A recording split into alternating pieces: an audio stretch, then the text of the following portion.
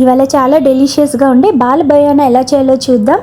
ఇప్పుడు బాగా ట్రెండ్ అవుతుంది ఈ రెసిపీ. సో దీని గురించి ఒక ప్యాన్ తీసుకొని అందులోని 1 టేబుల్ స్పూన్ బటర్ వేసి ఇంకా 170 గ్రామ్స్ కండెన్స్డ్ మిల్క్ వేయండి. ఇంకా 100 గ్రామ్స్ డెసికేటెడ్ కోకోనట్ పౌడర్ వేయండి. సిమ్లో ఉంచి బాగా తిప్పండి. ఈ 2 ఇంగ్రీడియంట్సే, చాలా ఈజీ ఇవి చేయడం. సో ఇది దగ్గరికి వచ్చాక మనకి ఇంకా ఉండకడుతుంది అన్న టైంకి ఇంకా ఆపేసేయండి.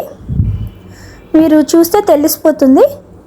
సో మనకి ఉండకట్టుకోవచ్చు అని మనకు అర్థమవుతుంది కదా. సో అప్పుడు మీరు ఇంకా ఆపేసేయచ్చు. నెమ్మదిగా ఇంకా చిన్న చిన్న బాల్స్ కింద షేప్ చేయండి. ఇదిగోండి ఇలాగా చేసి ఒక గంట ఫ్రిడ్జ్లో పెట్టండి.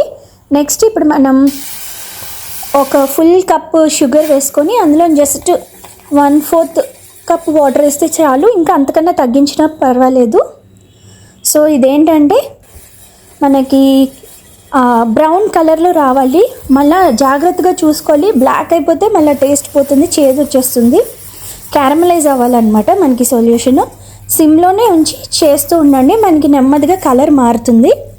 చూసారు కదా, మీకు బ్రౌన్ వచ్చింది అనగానే దించేసేయండి. ఇంకా ఎక్కువసేపు ఉంచొద్దు, ఎందుకంటే ఆల్రెడీ ఆ హీట్కి కొంచెం క్యారమలైజ్ అవుద్ది కాబట్టి. ఎదుగోండి. సో మనం ఫ్రిడ్జ్ నుండి తీసేసి మన బాల్స్ని ఇందులో వేయడమే. కోట్ చేసి ఫ్రిడ్జ్లో పెడితే మనకి చాలా రుచిగా ఉండే బాల్ బయానా రెడీ అవుతుంది. మనకి బయట లేయర్ కొంచెం క్రంచీగా ఉంటుంది అన్నమాట, లోపల సాఫ్ట్గా ఉంటుంది, చాలా డెలిషియస్గా ఉంటుంది. సో తప్పకుండా ట్రై చేయండి.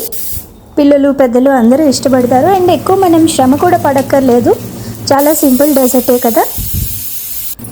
సో ఇదిగోండి మన బాల్ బయానా, తప్పకుండా ట్రై చేయండి. Okay, bye.